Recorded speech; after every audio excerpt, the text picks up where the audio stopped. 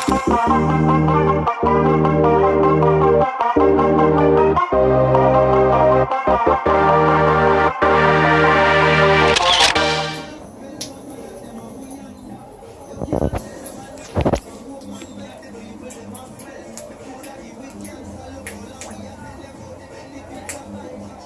you pull off the tank off of the radiator to rod out the radiator.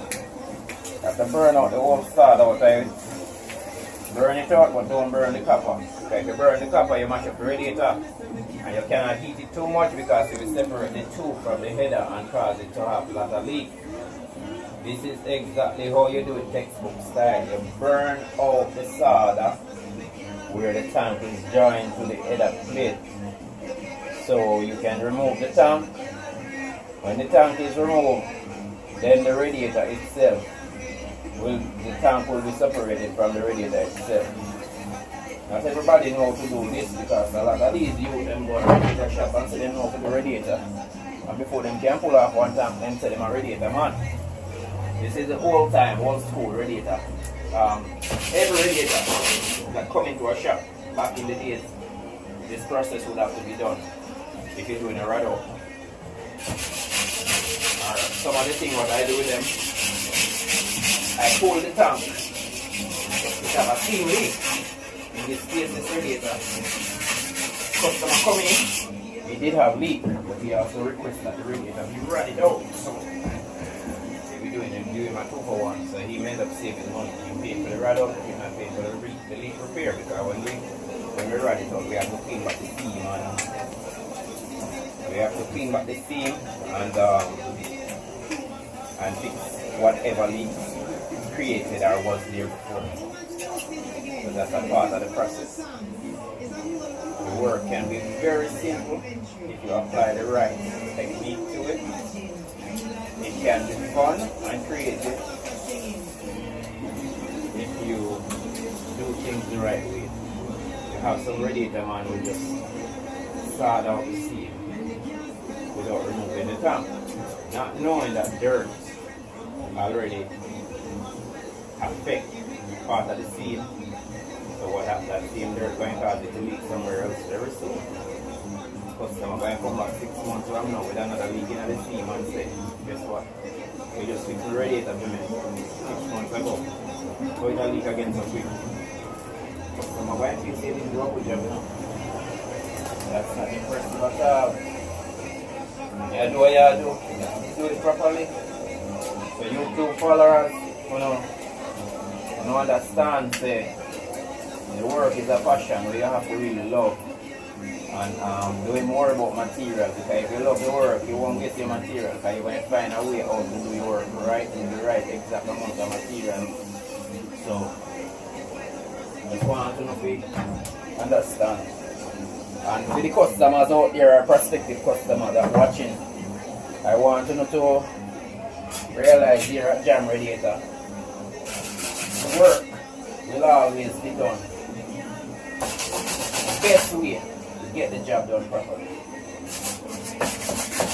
For me, or for us here, if it's gonna take another day to get the job done properly, I will make sure I do it. If it's gonna take another hour, that's my must. Take pride into doing this thing, and the goal is to do it the way it ought to be done. Or if I have a technique that works better than the factory, I always try to improvise better way. It's like I said again earlier in the video, it's about being creative. It's a form of art. It's about being creative and while you're fixing what you're fixing.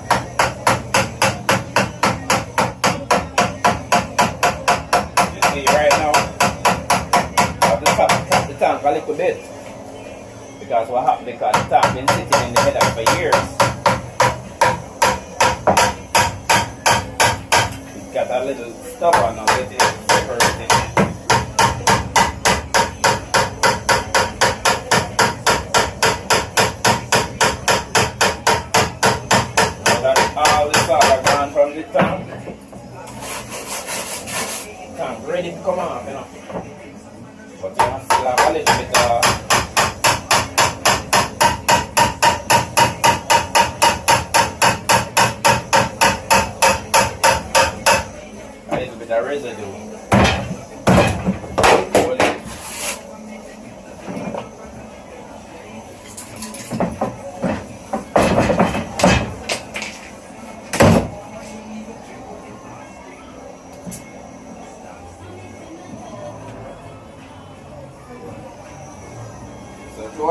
YouTube follower them and subscribers, follow all the links. And I have a lot more interesting topic about the work and how it's done. And all the youngsters out there who feel like they want to be a part of this family and want to come and learn the trade, willing to apply the proper technique, hit me up on Jam Radiator 876 979 6495. This whole process should not take more than 5 minutes to take out the time. Shouldn't take more than 5 minutes. I'm working with a very low flame right now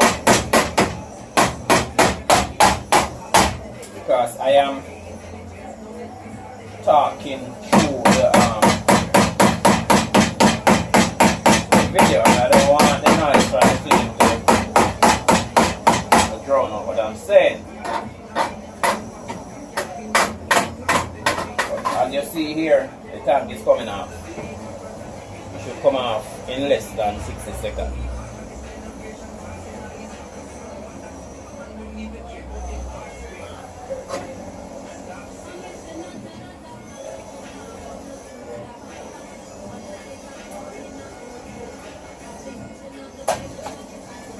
See? This is how it's done. So, you can't say you never see a radiator tank separated from the radiator. Take it right off of the radiator.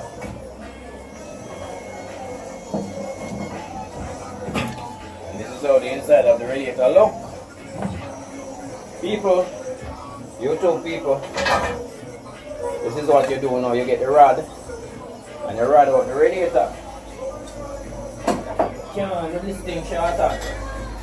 If you're doing it short on, this is not for you, because especially when you're dealing with certain type of radiator, you have to really be proper about it, really be professional about it, and take that extra minute, that extra hour that you would need to take to get the job done right. There's a right and a wrong way to do everything in radiator business, and there's a short-hand way. If you're going to apply short-hand technique to this thing, maybe this is not for you. So all the YouTube followers, like and subscribe, and don't forget, if you're in Jamaica or in the Caribbean and you cannot get a radiator, we can custom build one for you. We can build it complete, any type of radiator you want. We can custom build it for you. You can custom build it and have it shipped to you if you're outside of Jamaica. As long as it's prepaid. You just give me a measurement or a sample and tell me what you want. You want thickness, you want 2 row, 3 row, 4 row, 5 row, you want 6 row radiator. Hit up Jam Radiator. Give us a call. We're in Montego Bay, Jamaica. And this is a live feed from the shop. Actually, this is a shop that I'm doing for a customer. Because I would like you to see when it's done. You see how the finish is going to be. So, and stay tuned into Jam Radiator and check out the rest of the video there, and you will see a lot more interesting thing about radiator work, and different type of radiator, different method, different technique in fixing radiator. And that's it. The whole type radiator. The process has begun now to put on the tank and the radiator.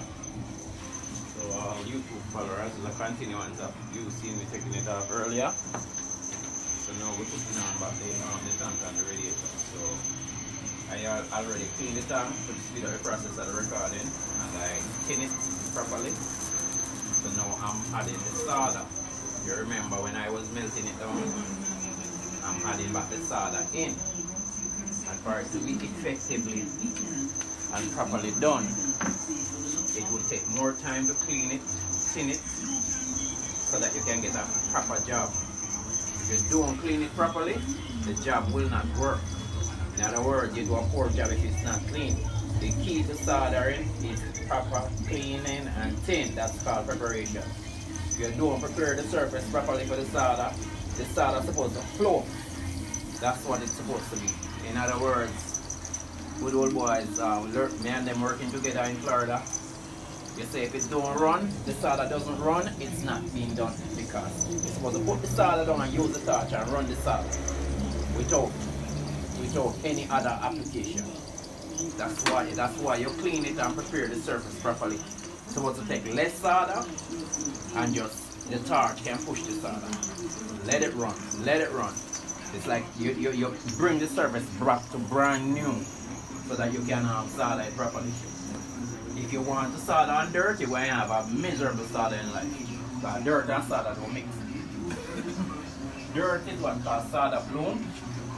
In other words, the solder will be contaminated if you use dirt. If you do it and the surface not clean properly. So you're going to have premature failure when you don't do it that way.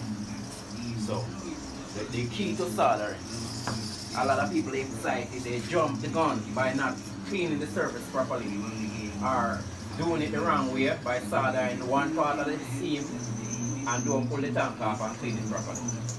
If you don't clean it and tin it right, you're gonna have problems. And that's one of the joy of this thing. You have to, once you clean it and tin it right, it becomes like nothing. It's just a natural flow you get from it. Take a way less solder and way less effort. It's like, hey, you wait and you do the right thing to prepare the surface.